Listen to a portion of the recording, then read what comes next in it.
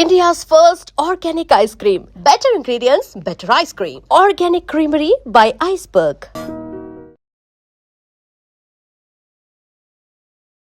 Welcome to iDream media. So జనరల్గా BP, high blood pressure అంటే ఎంత వాల్యూస్ ఉంటే మనం దాన్ని హై బ్లడ్ ప్రెషర్ అంటాము. ఎందుకు చాలా మందిలో ఈ బ్లడ్ ప్రెషర్ అనేది ఉంది? సో ఇది ఎప్పుడు డేంజరు, కాంప్లికేషన్స్ ఏమొస్తాయి హై బ్లడ్ ప్రెషర్ ఉంటే? సో మందులతో మనం దీన్ని పూర్తిగా తగ్గించుకోవచ్చా? పూర్తి వివరాలు తెలుసుకుందాం. మనతో పాటు ప్రముఖ న్యూరో సర్జన్ డాక్టర్ శ్రీనివాస్ ముక్కాంలా ఉన్నారు from Medicore hospital, Chandanagar. Doctor గారు నమస్తే అండి. నమస్కారం. హై బ్లడ్ ప్రెషర్ చాలా మందికి ఉంది. ఎందుకు డాక్టర్ గారు? మన జీన్స్లో ఉండొచ్చు, ఫ్యామిలీ హిస్టరీ ఉండొచ్చు. అదిగాక అన్నిటికన్నా మెయిన్ ఈ మధ్య మన జీవితంలో స్ట్రెస్, వేగంగా పరిగెత్తున్నాము, వేగంగా పనిచేస్తున్నాము. ఇదివరకు ప్రశాంతంగా పల్లెల్లో వాతావరణంలో కాకుండా ఎస్పెషల్లీ సిటీస్లో, ఇప్పుడు పల్లెల్లో ఒక 25% బీపీ ఉంటే అదే పట్టణాల్లోకి వచ్చేసరికి 46% దాకా యంగ్ అడల్ట్స్లో బీపీ ఉండే అవకాశం ఎక్కువ ఉంటుంది. స్టాటిస్టిక్స్ పరంగా చూస్తే మన భారతదేశంలో 3 కోట్ల నుంచి 3.5 కోట్లు బీపీతో బాధపడుతున్నారు. దీంట్లో ఒక శోచనీయమైన విషయం ఏంటంటే, దాంట్లో 50% మందికి అసలు మాకు బీపీ ఉందని తెలియదు. టెస్ట్ చేసుకుంటే కదా తెలుస్తుంది. ఎప్పుడు వెళ్ళరు. అది ఎక్కడ బీపీ చూపించుకుంటే మనకు నిజంగా వస్తుందో అన్న ఒక భయం. సరే, ఒక 50% మందికి తెలిసింది. ఆ తెలిసిన వాళ్ళలో ఒక 50% అసలు మందులు వేసుకోరు. అవును డాక్టర్. వాళ్ళకి అపోహ ఏంటంటే, ఒకసారి బీపీ మందులు మొదలు పెడితే ఇంకా డాక్టర్ చుట్టూ తిరగాల్సి వస్తుంది. అపోహ ఏముంది డాక్టర్, అది వాస్తవమేగా. అంటే అన్నిటికన్నా ముందు బీపీ గురించి తెలిస్తే కొన్ని ప్రత్యామ్నాయ దీంతో పద్ధతులతో దాన్ని తగ్గించుకోవచ్చు. ముందే తెలుసుకుంటే, ఎర్లీ స్టేజెస్లో తెలుసుకుంటే ఏంటి, మనం ఏం తప్పు చేస్తున్నాం, టైంకి తినట్లేదా, సరిగ్గినంత సేపు నిద్రపోవట్లేదా, మరీ ఎక్కువ ఉప్పు వాడుతున్నామా. మనం ఏమనుకుంటాం, ఉప్పు అంటే మన కళ్ళ ముందు వేసుకున్న ఉప్పు అనుకుంటాం. కాదు, చిప్స్లో, లేస్లో, కుర్కురేలో, సోయా సాస్లో, టొమాటో సాస్లో, వీటిలన్నిటిలో కనిపించకుండా బోల్డ్ అంతా సాల్ట్ ఉంటుంది. సో అలా చేస్తున్నామా? ఊబకాయం పెరిగిపోయిందా? ఇష్టం వచ్చినట్టు బయట తినలే తింటున్నామా, అసలు ఇంట్లో తింటలేదా? సో మద్యపానం, ధూమ్రపానం ఈ మధ్య మళ్ళీ ఫ్యాషన్ అయిపోయినాయి. ఒక 2 శతాబ్దాలు తగ్గినా మళ్ళీ ఫ్యాషన్ అయిపోయినాయి. ఇవన్నీ ఆ సెకండరీ కారాలు మనం తగ్గించుకుంటే, ప్లస్ మన జీవన శైలిలో యోగా, మెడిటేషన్ లాంటివి యాడ్ చేస్తే డెఫినెట్గా ఎర్లీ స్టేజెస్లో బీపీ కంట్రోల్ చేయొచ్చు. డాక్టర్ గారు, అసలు హై బ్లడ్ ప్రెషర్ అంటే ఎంత ఉంటే అది మనం అంటాము వాల్యూస్? అమెరికన్ కార్డియాలజీ అసోసియేషన్ రెగ్యులర్గా గైడ్ లైన్స్ తీస్తూ ఉంటుంది. అలా చూస్తే చిన్నతనంలో పుట్టినప్పుడు 60/20 నుంచి చూసుకుంటే ఒక 60+ ఇయర్స్, 70 ఇయర్స్ వచ్చేసరికి 140/90 వరకు నార్మల్. ఇది వయసుతో పాటు న్యాచురల్గా ఒక క్రమంలో పెరిగే బీపీ, ఇది నార్మల్. ఇప్పుడు 40 years young male or female, 40 years male or female ఉన్నారు, వాళ్ళకి ఎంత బీపీ ఉంటుంది నార్మల్ అన్నట్లు? జనరల్లీ ఫీమేల్స్కి బీపీ కొంచెం తక్కువ ఉంటుంది. అమెరికన్ కార్డియాలజీ అసోసియేషన్ ప్రకారం నార్మల్ బీపీ 120/80 కన్నా తక్కువ ఉండాలి. ఇది 0 అనుకుందాం. ఆ తర్వాత స్టెప్ 1, స్టెప్ 2. స్టెప్ 1లో 121 నుంచి 130 వరకు, 129 వరకు యాక్చువల్లీ. అలాగే కిందది 81 నుంచి 89 వరకు. దీన్ని స్టెప్ 1 అంటారు. అంటే ఫస్ట్ స్టేజ్. ఓ, బీపీ వచ్చినట్లే. సెకండ్ స్టేజ్, దీని గురించి ఇంకొంచెం మాట్లాడుకుందాం, ఎందుకు ఇవి స్ట్రిక్ట్ కంట్రోల్ అని. సెకండ్ స్టేజ్లో 130 దాటి 140 వరకు, అలాగే కిందది 90 దాటితే, 140/90 దాటితే సెకండ్ స్టెప్ అనుకుందాం. కొంతమందికి డైరెక్ట్గా సెకండ్ స్టెప్లోనే బీపీ తెలుస్తుంది, ఎందుకంటే ఎప్పుడు మెజర్ చేసుకోలేదు. మెజర్ చేసుకోవటం చాలా అవసరం. ఈ మధ్య 10-12 సంవత్సరాల పిల్లలకు కూడా బీపీ వస్తుంది. చాలా మంది ఏమనుకుంటారంటే బీపీ వస్తే తలనొప్పి వస్తుంది కదా, లేకపోతే తల తిరుగుతుంది కదా, నాకు తెలిసిపోతుంది ఏదో అనుకుంటారు. సిమ్టమ్స్ ఉంటాయి కదా. అన్ఫార్చునేట్లీ 90% కన్నా ఎక్కువలో అసలు సిమ్టమ్సే ఉండవు. ఒక్క సిమ్టమ్ ఒక్క సిమ్టమ్ కూడా ఉండదు. బీపీని సైలెంట్ కిల్లర్ అంటారు. అన్ఫార్చునేట్లీ లాస్ట్ నెలలో ఇద్దరు డైరెక్ట్గా 30-45 సంవత్సరాల మధ్యలో ఉన్న వాళ్ళు డైరెక్ట్గా 220 బీపీతో వచ్చి మా హాస్పిటల్లో చనిపోవడం జరిగింది. Silent killer. 220 వరకు వెళ్ళేదాకా వాళ్ళకి తెలియలేదు, బ్రహ్మాండంగా పని చేసుకుంటున్నారు. అలా అని వాళ్ళకి ఏ దురలవాట్లు లేవు, వాళ్ళ ఫ్యామిలీకి ఒక్కళ్ళే బ్రెడ్ విన్నరు. దురదృష్టకరం. అందుకనే నాకు ఇవాళ దీని గురించి మాట్లాడాలనిపించింది. ఒక జీవితం మనం ఇవ్వలేము. And high blood pressure is completely preventable.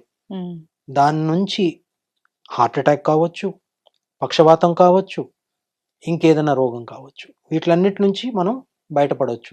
Just ఒక simple BP check, BP control. BP check ఎప్పుడు చేసుకోవాలి అసలు ఇంట్లో అయితే? జనరల్లీ స్కూల్లో మెడికల్ క్యాంప్స్ అయినప్పుడు కూడా బీపీ చెక్ చేయటం అవసరం. ఇది అందరికీ చెప్పాలి.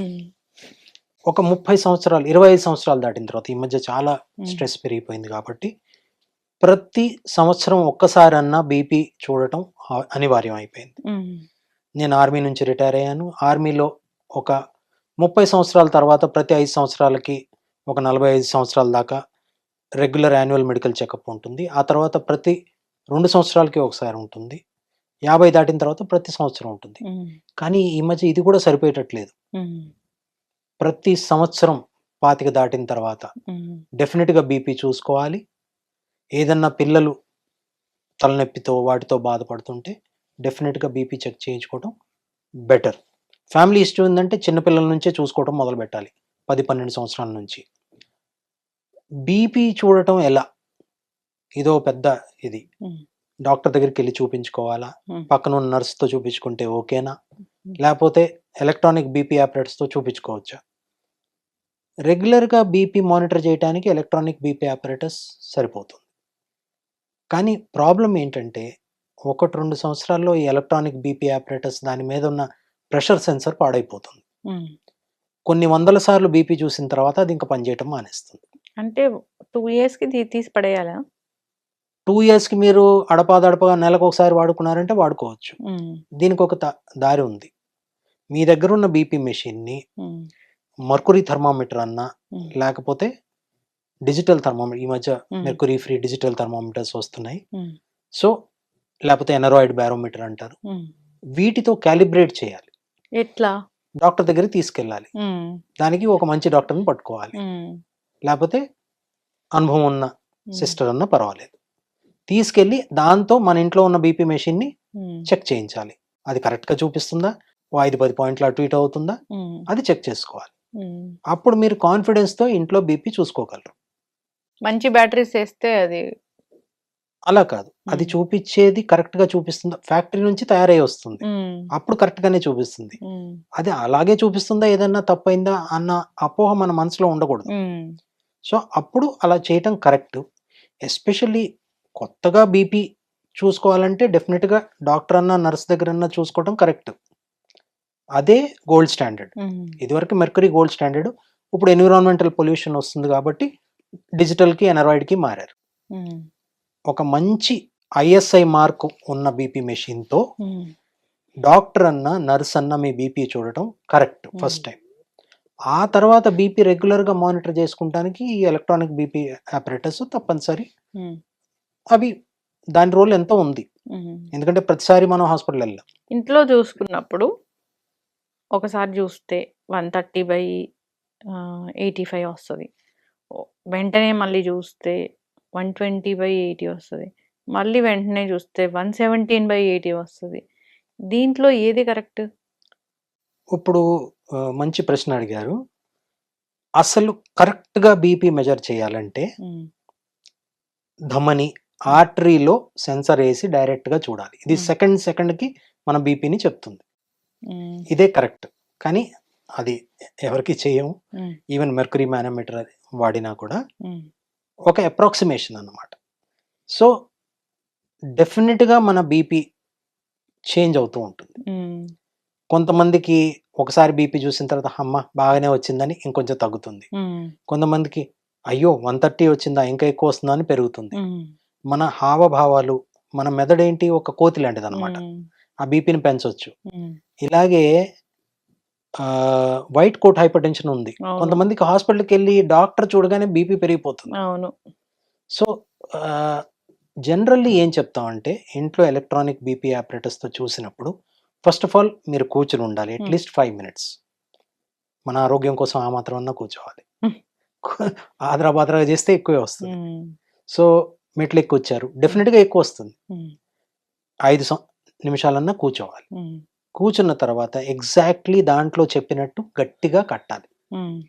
యూజువల్లీ ఏం చెప్తారు, ఈ ఎల్బో దగ్గర నుంచి 2 fingers పైన, మన ఫింగర్ దూరం 2 fingers పైన అది మధ్య వేలుకి డైరెక్ట్ గా ట్యూబ్ ఉండాలి. దాని మీద పిక్చర్ ఉంటుంది, యారో మార్క్స్ ఉంటుంది. ప్లస్ మీరు కట్టిన తర్వాత ఒక ఫింగర్ కన్నా ఎక్కువ దూరకూడదు లోపల. మరీ లూజ్ కట్టారనుకోండి బీపీ తక్కువ ఉందని హ్యాపీగా ఉంటారు. కాదు, ఎంత గట్టిగా కట్టాలంటే ఒక ఫింగర్ కన్నా ఎక్కువ మనం దోచలేక, మరీ టైట్ గా కూడా కట్టకూడదు. మరీ టైట్ గా కడితే మళ్ళీ దాని మూలనే బీపీ పెరిగిపోతుంది. ఓ 10 సార్లు చూసినా బీపీ పెరిగిపోతుంది. గాలిలో చేయబెట్టినా బీపీ పెరుగుతుంది. రెస్ట్ చేసుకుని ఒక టేబుల్ పక్కన కూర్చుని చైర్లో 5 నిమిషాలు చూసిన తర్వాత అప్పుడు 3 సార్లు చూసాం. ఆ 3 సార్లు చూసిన దాంట్లో 2 రీడింగ్స్ దగ్గరగా ఏది ఉన్నాయో అదే కరెక్ట్. ఓకే. సో ఇంట్లో చూసినప్పుడు 130 వచ్చింది, 3 times చూసినా కానీ 130/85 వచ్చింది అంటే వాళ్ళకి బీపీ ఉన్నట్లా? ఈ 85 అన్నది చాలా డేంజర్. దీన్ని డయాస్టాలిక్ హైపర్ టెన్షన్ అంటారు. ఇప్పుడు గుండె గట్టిగా కొట్టుకున్నప్పుడు ముందు అది కాంట్రాక్ట్ అయినప్పుడు శరీరం మొత్తానికి రక్తాన్ని పంపిస్తుంది. అది రిలాక్స్ అయినప్పుడు తన కోసం బ్లడ్ తీసుకుంటుంది. ఎంత నిస్వార్థంగా పనిచేస్తుందో చూడండి. ఈ 80 కన్నా ఎక్కువ బీపీ ఉన్నప్పుడు హార్ట్కి వచ్చే దాంట్లో రక్తంలో ప్రాబ్లం వస్తుంది. సో డయాస్టాలిక్ బీపీ అన్నది ఒక డిసీజ్. ఒక మంచి కార్డియాలజిస్ట్ దగ్గరికి డయాస్టాలిక్ బీపీ గురించి చూపించుకోవడం కరెక్ట్. టాబ్లెట్స్ వాడాల్సింది. మళ్ళీ తిరిగి వచ్చి లైఫ్ స్టైల్ చేంజెస్ నుంచి మొదలయ్యి అసలు ఏంటి కారణం, ఎందుకయింది. డయాస్టాలిక్ బీపీ కొంచెం తిరకాసు విషయం. డెఫినెట్గా కార్డియాలజిస్ట్ని సంప్రదించడం మంచిది. కింద బీపీ లెవెల్ డయాస్టాలిక్ లెవెల్ అంటే అది ఒట్టి డయాస్టాలిక్ లెవెల్ పెరిగితే అది డయాస్టాలిక్ హైపర్ టెన్షన్. పైన ఉన్నది సిస్టాలిక్ అంటారు. 130 నార్మలే ఉంది, కిందదే పెరుగుతోందంటే మళ్ళీ మనం అది ఎక్కువ క్షుణ్ణంగా పరిశీలించాలి. అది కార్డియాలజిస్ట్ని కలవడం కరెక్ట్. ప్రాబ్లం ఉన్నట్లే. ఎస్, చక్కగా చెప్పారు డాక్టర్ గారు. ఇప్పుడు ఈ బీపీ 140/90 ఉంది, ఇప్పటికీ ఉంది అంటే అప్పుడు మనం ఖచ్చితంగా డాక్టర్ని సంప్రదించాల్సిందే.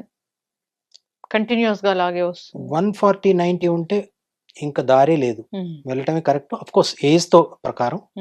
దీంట్లో డేంజర్ ఏంటంటే మన బ్రెయిన్ ఒక 180 దాకా తట్టుకోగలదు. 180 సిస్టాలిక్ కన్నా ఎక్కువైంది అనుకోండి తలలో బ్లాస్ట్ అయ్యే అవకాశం ఉంది, లేకపోతే పక్షవాతం వచ్చే అవకాశం. చాలా మంది అనుకుంటారు బీపీ ఎక్కువైతే ఊరినే బ్లాస్ట్ అవుతుంది అనుకుంటారు. కాదు, ఈవెన్ రక్త గడ్డగట్టి పాడయ్యే రోగాలు కూడా వస్తాయి. ఇస్కిమిక్ స్ట్రోక్ కూడా వస్తుంది. 180 160 అసలు దాటకూడదు, 140 దాటకూడదు. 130/80 ఉంటే మంచిది. 130/80 ఉంటే మంచిది. ఓకే అనుకోవాలి. ఇంకా అంతకన్నా తక్కువ ఉన్నా మంచిది. కొంతమందికి చాలా తక్కువ ఉంటుంది. ఎన్నో సంవత్సరాల క్రితం బియాన్ బాగ్ చాలా ప్రసిద్ధ టెన్నిస్ క్రీడాకారుడు, తన్ని ఐస్ బోర్గ్ అనేవాళ్ళు. ఎందుకంటే తన రెస్టింగ్ బీపీనే 60/40. సో అది కూడా నార్మలే.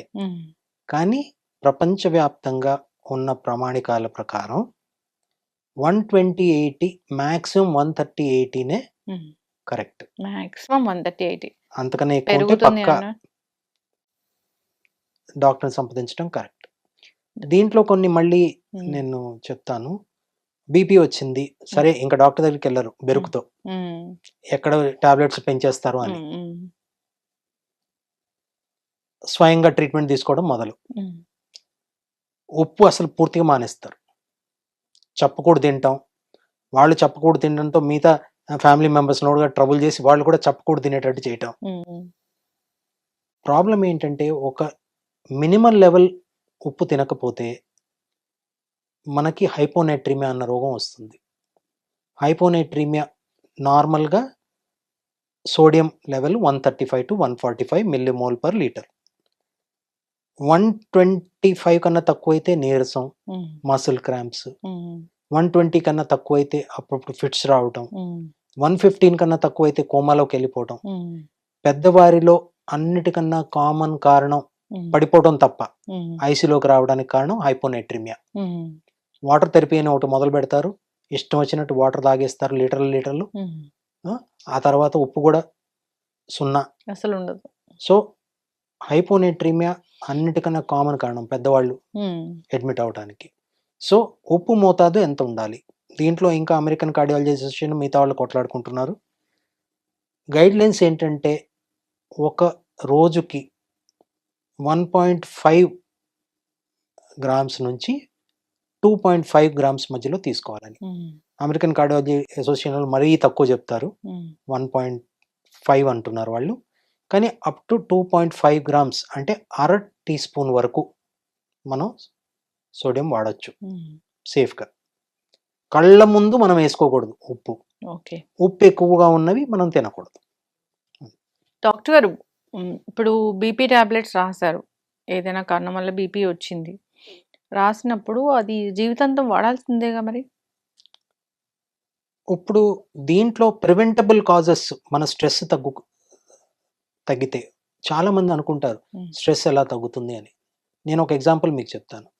ఒక పేషెంట్ రోజు 60 కిలోమీటర్ల పైకి కిందకి, ఢిల్లీ అనుకుందాం ఉమ్, చాలా కామన్, బాంబే అనుకుందాం చాలా కామన్, రోజుకి 60 కిలోమీటర్ల పైన కింద. ఉమ్, జస్ట్ ఆ 60 కిలోమీటర్ల పైన కిందకి వెళ్లకుండా ఎక్కడ పని చేస్తున్నాడో అది అక్కడ మారితే ఉమ్, పెద్ద స్ట్రెస్ తగ్గిపోతుంది. ఉమ్, ఇప్పుడు మనం బంజారాహిల్స్లో పని చేస్తున్నాము, అక్కడెక్కడో మన ఇల్లు బీరంగూడలో ఉంది, ఉమ్, అక్కడ నుంచి అక్కడికి మన ట్రాఫిక్లో వెళ్తే ఉమ్, ఒకటేమన్నా ట్రాఫిక్, ఉమ్, రెండోది ఏమన్నా పొల్యూషన్. ఉమ్, అవసరమా? ఇలాంటివి ఆ పేషెంట్తో మాట్లాడితేనే మనం ఏమి చేయగలమో అర్థమవుతుంది. ఒక 3-4 నెలల క్రితం ఒక పేషెంట్ వచ్చాడు, వెరీ హైలీ ఎడ్యుకేటెడ్ ఉమ్, ఎంటర్ప్రినర్, 6 కంపెనీలు నడుపుతున్నాడు, ఉమ్, నిద్ర పట్టట్లేదు, బీపీ 160. ఉమ్, నేను ఒక్కటే చెప్పాను, ఎంతో పెద్ద స్టీవ్ జాబ్స్ లాంటి వాళ్ళు, ఉమ్, జెఫ్ బెజోస్ లాంటి ఒక్క కంపెనీతో మొత్తం ప్రపంచాన్నే ఉమ్, ఏళ్తున్నారు. మీరు 6 కంపెనీలు నడపడం అవసరమా? మీరు ఆలోచించుకుని ఈ నెలలో మీకు అన్నిటికన్నా ప్రాఫిటబుల్ కంపెనీస్ చూసుకుని 3 వదిలిపెట్టండి అని చెప్పాను. ఉమ్. ఇంకేం టాబ్లెట్ ఇవ్వకుండా బీపీ నార్మల్కి వచ్చేసి. ఓ గ్రేట్. సో ఇవన్నీ పేషెంట్తో మాట్లాడితేనే తెలుస్తుంది. ఇప్పుడు బీపీ వల్ల హెడేక్ వస్తుంది కదా డాక్టర్ గారు, అది ఎక్కడ వస్తుంది? ఇది ఒక అపోహ. ఇది మనం సైలెంట్ అనమాట. బీపీతో హెడేక్ వచ్చింది అంటే మనకి డేంజర్. బీపీ మూలన తలలో స్ట్రోక్ వచ్చిందా, ఎటువైపు స్ట్రోక్ వచ్చిందో దాన్ని బట్టి అటువైపు నొప్పి వస్తుంది. బ్లాస్ట్ అయింది, చాలా డేంజర్. 10-15% స్ట్రోక్లో తలలో ఉన్న రక్తనాళాలు బ్లాస్ట్ అవుతాయి. దీంట్లో మనం ఇంకేం చేయలేం బీపీ కంట్రోల్ చేయడం. అది ఒక ఓపెన్ ట్యాప్ లాగా అక్కడ కారుతూనే ఉంటుంది. మనం వెళ్ళి దాన్ని తీసినా కూడా అప్పుడప్పుడు ఆగకపోవచ్చు. ఇలాంటి దాంట్లో రికవరీ చాలా డేంజరు, తొందరగా అవ్వదు, ఐసీయూలో ఎక్కువ రోజులు ఉండాల్సి వస్తుంది. అందుకని బీపీతో తలనొప్పి వస్తుందన్నది మాత్రం ఎప్పుడు అది అబద్ధం. Okay, yes. మధ్యలో ఇప్పుడు టాబ్లెట్స్ వాడుతూ మధ్యలో తగ్గిపోయే బీపీలు ఉంటాయా? జనరల్లీ మధ్య వయస్కుల్లో ఆర్టరీకి ఎండ్లో ఆర్టీరియోల్స్ అంటారు. దానికి ఉన్న మాంసం గట్టిగా బిగుసుకోవటం వలన సిస్టమిక్ హైపర్ టెన్షన్ వస్తుంది. కొందరిలో పెద్దతనం వచ్చిన తర్వాత ఈ ఆర్టీరియోల్స్ కూడా ఒక ప్లాస్టిక్ పైపుల్లాగా మారిపోయి బీపీ తగ్గే అవకాశం ఉండొచ్చు. కానీ ఇంకా రీసెర్చ్ అవసరం దాని గురించి. పెద్దవాళ్ళల్లో బీపీ కంట్రోల్ చేయాలా అన్నది ఒక పెద్ద కాంట్రవర్సీ. కొన్ని అసోసియేషన్స్ ఏమంటున్నాయంటే ఇంటర్నేషనల్గా డయాబెటీస్ ఉంది, ముందుగానే బీపీ ఉంది, హార్ట్ డిసీజ్ ఉంది, డ్యూయల్ యాంటీప్లేట్లెట్స్ మీద ఉన్నారు, అలాంటి వాళ్ళకి 120 కన్నా తగ్గిస్తే మంచిది అంటున్నారు.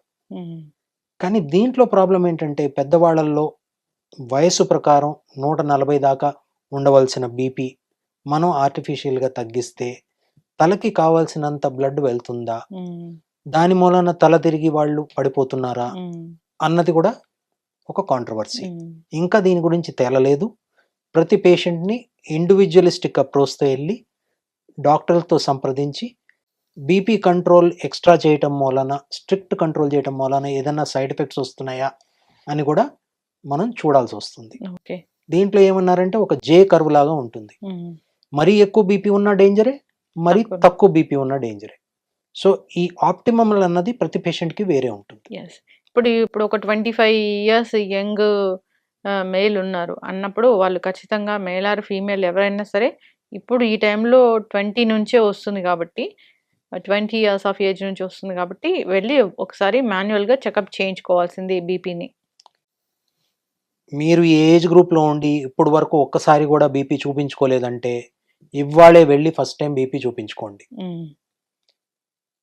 This is a preventive and very easy and best step to take care of your life and health. ఇంట్లో చెక్ చేసుకోవచ్చు ఫస్ట్ టైం కూడా. మన పెద్దవాళ్ళ దగ్గర బీపీ మెషిన్ ఉందంటే మనం కూడా చెక్ చేసుకోవచ్చు. డౌట్ వస్తే అప్పుడు డాక్టర్ దగ్గరికి వెళ్ళేది. ఇప్పుడు ఫస్ట్ టైం చెక్ చేసుకుంటున్నారు బీపీ మెషిన్ లో, ఎంత వస్తే అది నార్మల్ అన్నట్లు? 120/80 అంతే. అంతకన్నా తక్కువ వస్తే హ్యాపీ. 130 ఉంటే అప్పుడు బీపీ లాగా కన్సిడర్ చేసి వెళ్ళాల్సింది.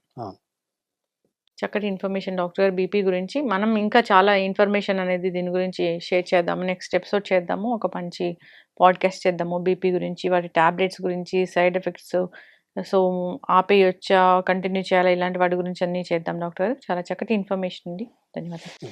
And for more videos, Please subscribe to iDream. Please subscribe to iDream. Please subscribe iDream. And please subscribe to iDream. For more videos, subscribe to iDream. please like, share and subscribe to the channel. Congratulations, iDream. Subscribe to iDream. Subscribe to iDream. So subscribe to iDream Media. iDream ki iDream team andarki huge congratulations. Please subscribe iDream Media. Please subscribe to iDream. Subscribe iDream. Please subscribe to iDream. iDream అంటే నా కళల ఛానల్ను subscribe చేసుకున్న నోరు తిరుగుతలేదు, మీరైతే గంట గుర్తు కొట్టండి. For more such videos, please subscribe to iDream.